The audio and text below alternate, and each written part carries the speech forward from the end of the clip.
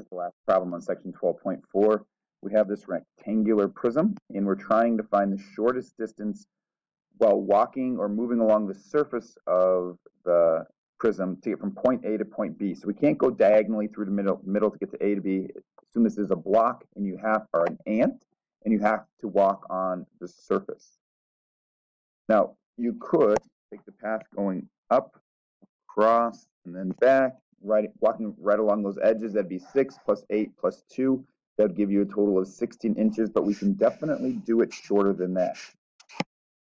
One thought might be to go from point A to the midpoint of this segment, and then from there we can go directly back to B.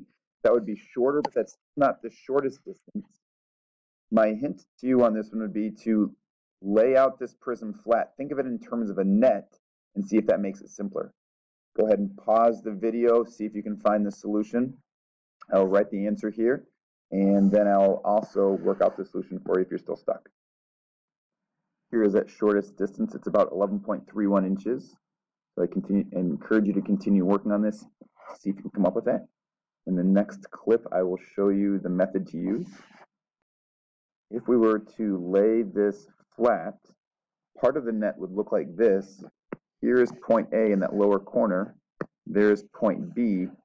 And the shortest distance between 2 points is always a straight segment. So this red segment represents that shortest distance.